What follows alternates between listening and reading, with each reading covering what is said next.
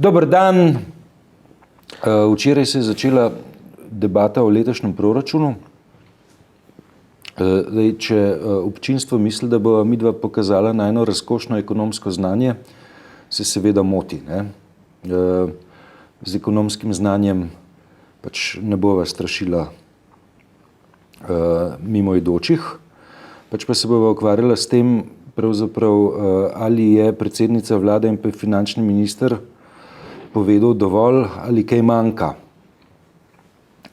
Predsednica vlade je povedala, da socialna država ostaja prioriteta, drugič, da njena vlada zavrača oznako, da gre za neoliberalno vlado, finančni minister je pa povedal, da novih davkov leta 2014 ne bo, da se pa 2013 novi davki obetajo oziroma da so na tem, da gredo v proceduro. Tukaj gre zlasti za davek na nepremičnine. Ti si pozorno spremljal proračunsko debato?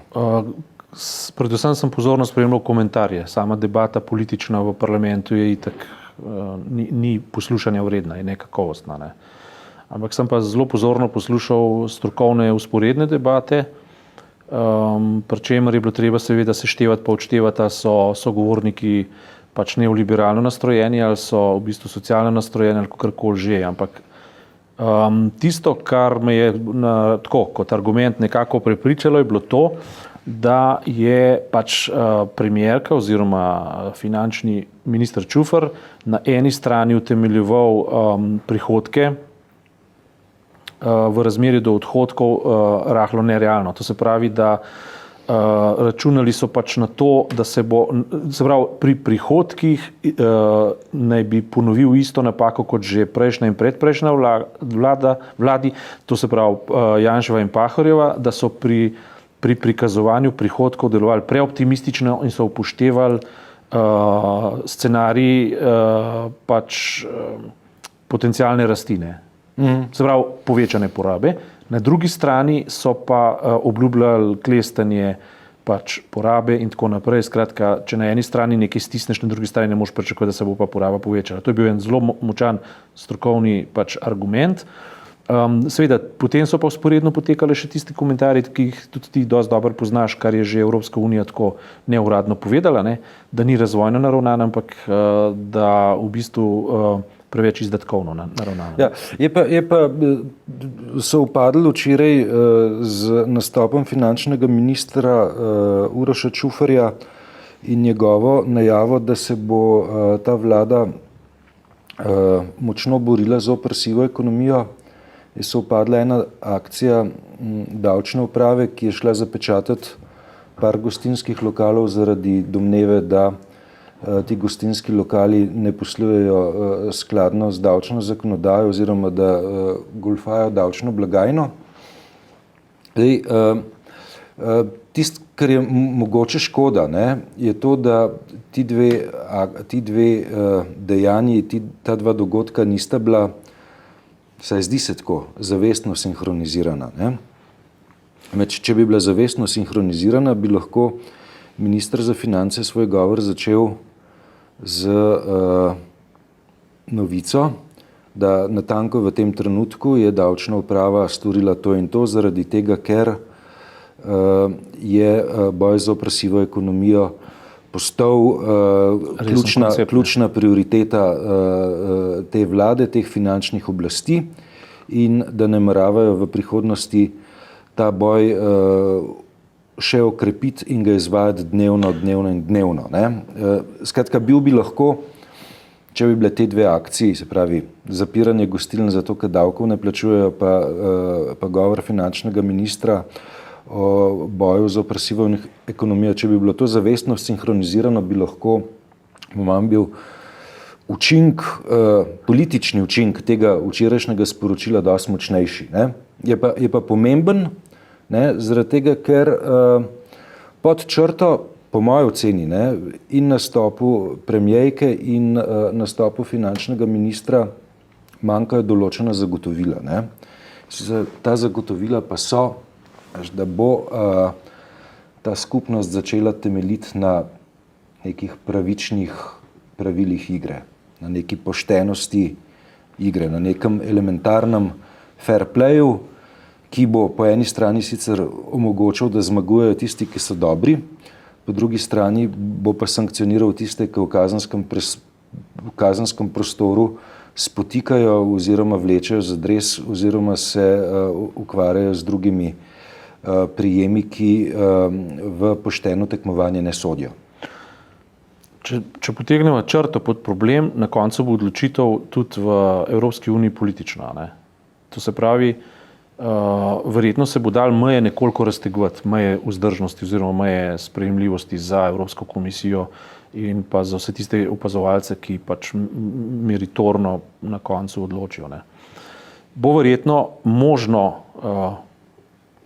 izpogajati kakšne zamike, odmike, časovne in tako naprej, ampak pod pogojem, da bodo to, kar bo Slovenija počela, res prava smer, verodostojna zgodba. Ne. In zdaj se seveda strinjam s tabo, da je koncept fair playa in pa politične odločenosti stvar speljati, koliko je treba, in v bistvu verjetno še je čas za to, nekaj časa za to, da svoj problem sami rešimo, pač v dobro socialne države in tako naprej. Ne. V veliki meri pač odvisen od notranje politične trigonometrije, če tako rečem. Ne. Ja. In tle se mi zdi pa zdaj nekaj tako ključno povedati. Prvo, kar se mi zdi treba, je pozdraviti to, kar je naredila Ljudmila Novak, ne, oziroma Nova Slovenija, v oklepaju. Verjamem mi popolnoma nič, zaklepaj, ampak načeloma poteza je pravilna. Ne. Se pravi, to pa je, kjera poteza? To je poteza, da predlaga predsednici vlade neko nacionalno skupno z roko v roki reševanje problema, to se pravi nek konstruktiven koncept, pri katerem bi svojo vlogo odigral tudi predsednik države. Se pravi, to pozdravljam, še enkrat oklepaju, ne verjamem v njeno iskrenost, popolnoma nič, ne. Ampak poteza je prava in če bi bila iskrena, mislim, da bi bila zelo učinkovita. Drugič, ne, v tej nameri se deloma, govorim na ravni opozicije, a ne, v to smer ali pa proti sredini pomika tudi SLS, ne, kar spet ni slabo, a ne, oklepaju isto, kar prej, ne. Vendar to se pravi, da političen prostor, bodi si sebičnih, bodi si z altruističnih namenov, pustimo to odprto, nekako poskuša izločati destruktivce. V tem primeru je to SDS in pa njen predsedniki direktno pozivajo trojko, da naj pridejo Slovenijo prebrniti. Naj v bistvu mislim, čeprav ta soroden fopa je zadnjič uspel tudi notranjemu ministru Gregorju Virantu, ja, ki je v svojstvu predsednika koalicijske stranke ocenjeval, da bi bilo fino, če Slovenija pristopi k mehanizmu za reševanje bank. ESM, če smo natančna, se je fokusiral na ESM in rekel je, če tega in tega ne storimo, se pravi, bi bilo bolje, se pravi, postavil neko pogojno varianto, ne. Kar je po mnenju seveda dobrih poznavalcev tudi najbolj realističen scenarij, če mimogrede, ne, ker če Slovenija ne bo ujela določenih, veš, kaj je zdaj problem? Problem je v tem, da bomo mi domačo nalogo upravili na psihološki ravni, prepričevanja, ali pa na politični ravni prepričevanja evropskih uradnikov.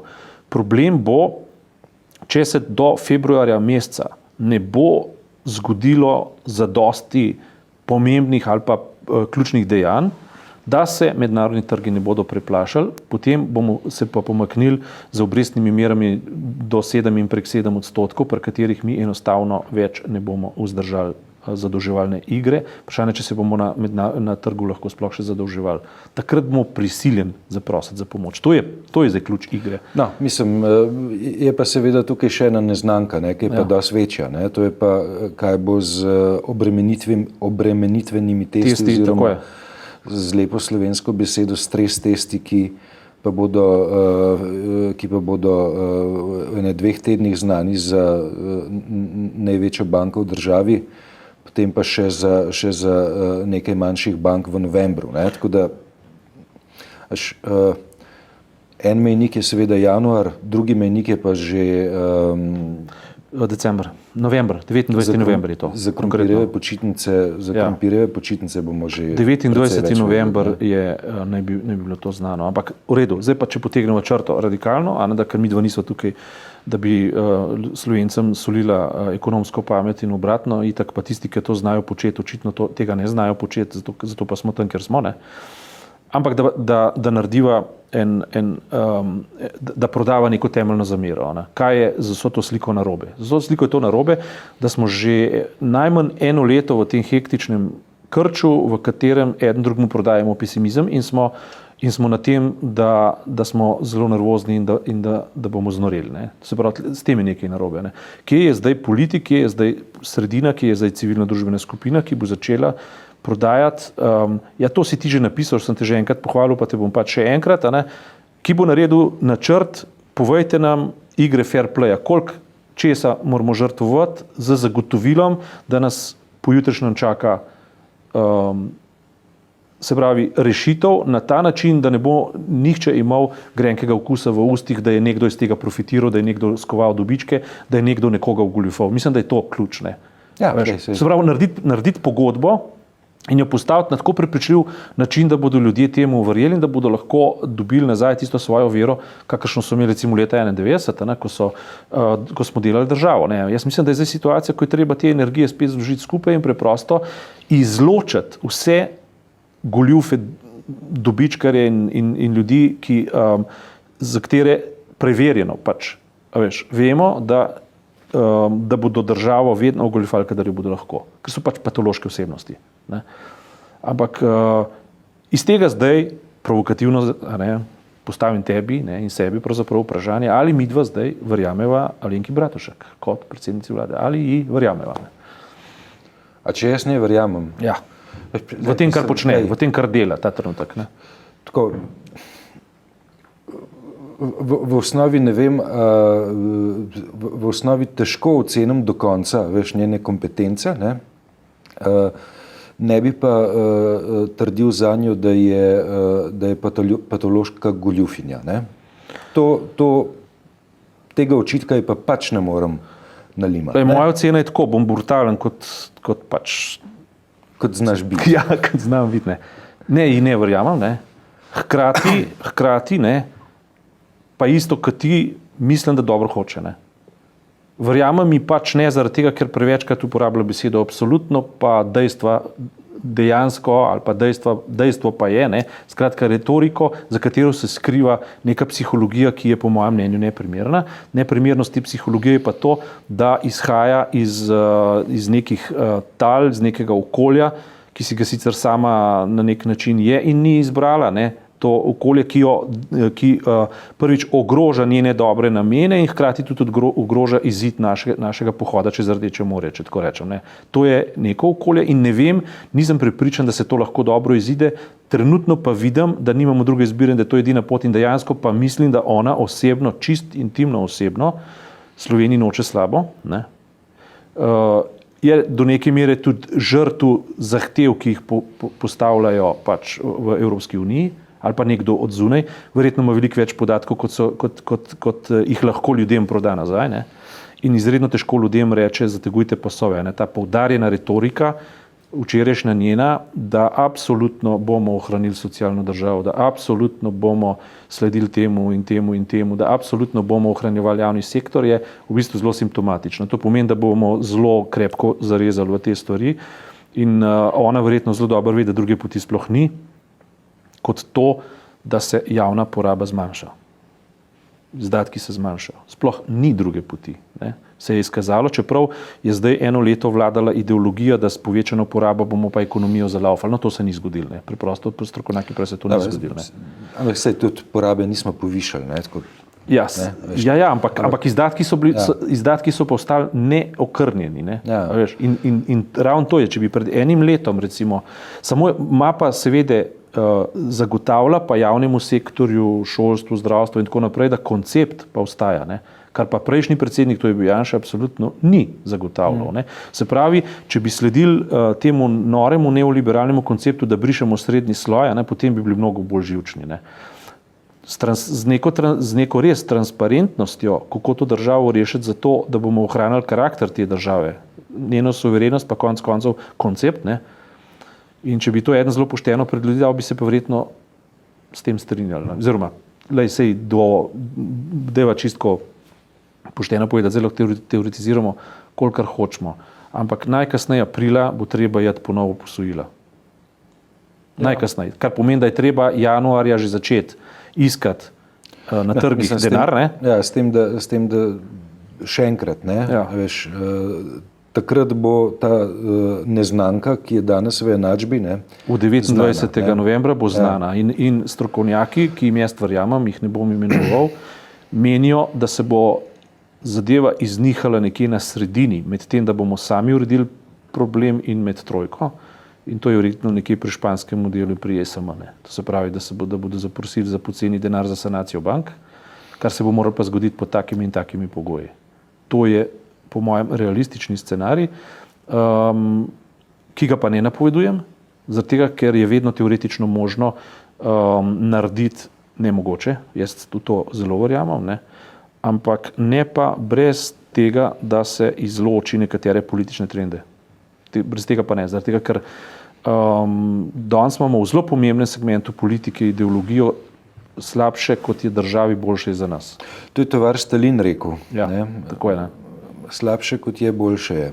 Ja, in to je nadjazovska pozicija naše politike, ki pa seveda reprezentira neko določeno mentaliteto, kvarno mentaliteto te države, ki je ne gre ignorirati. Mislim, je dejstvo, tukaj je prisotna. Ne?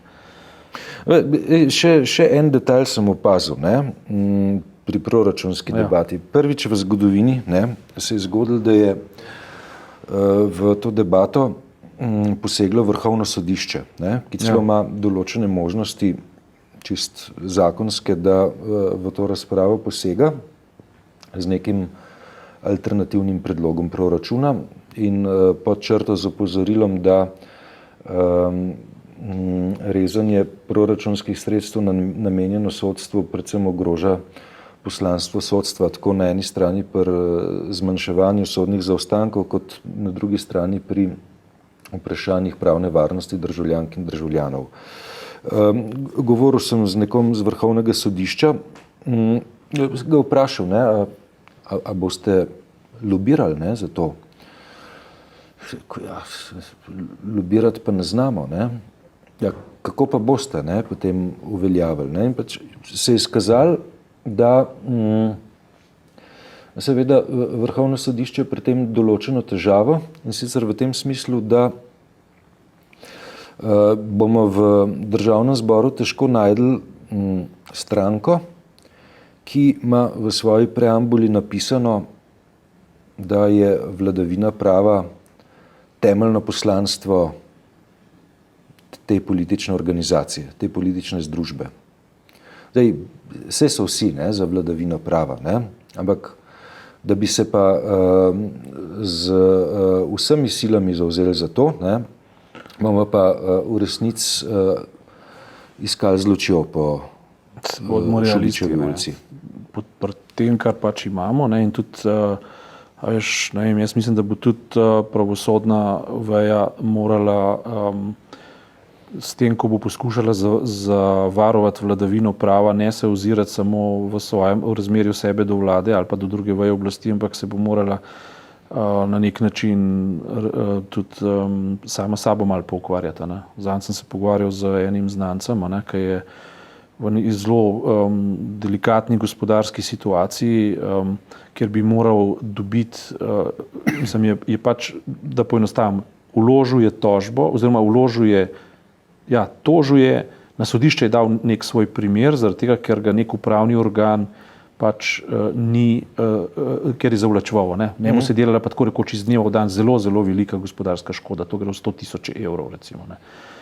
In sodišče je spalo, ni naredilo nič in tako naprej, a veš, to so stvari, a veš, kjer pa je treba biti majhen tudi elastičen in preprosto reči, moramo pa določiti prioritete. Tam, se dela zelo velika gospodarska škoda, vzamemo naprej. Tam, se ne dela zelo velika škoda, a veš, mislim, to elastičnost pa nekdo more znati pokazati, a veš, ne pa da v imenu visokih idej vladavine prava in tega, kar lepo zveni, preprosto svojo lenobo pokrije, svojo neprožnost, svojo nezmožnost za prilagajanje situacijam in tako naprej.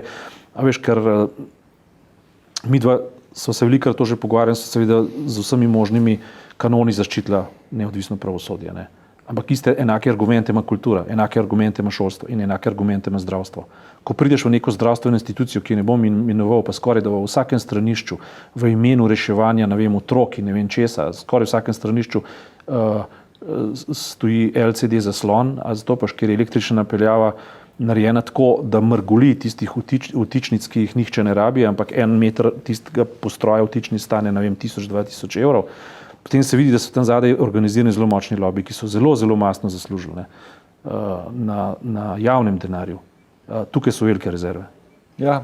In veš, na eni strani je zelo častno zagovarjati neodvisnost teh zdravstva, šolstva in tako naprej in tudi pravilno, in to bo midva verjetno kakršna sva vedno počela. Ampak hkrati pa treba tudi povedati, da to nikoli ne sme biti alibi za to, da se zadaj razi korupcija. Ja. A veš, in paraziti in tako naprej. Ne. In tisto, kar sva zdaj, sem bil po svoje zadovoljen, ker sem danes pogledal neko izjavo za javnost Olge Franca, lokalni SLS iz Kopra, da ki je problematizirala strukturo stroškov za morebitno oziroma za najavljeno gradnjo drugega tira. Ki je lepo vzhajala. Ki se je lepo napihnila in rekla, dajmo pogledati. Tako da v bistvu, če politični pač dejavniki, lokalni ali pa državni, začenjajo zaznavati problem pač javnih naročil kot problem korupcije, pa smo naredili en korak naprej. Ne? Midva se pa najino korakanje končala. Prav.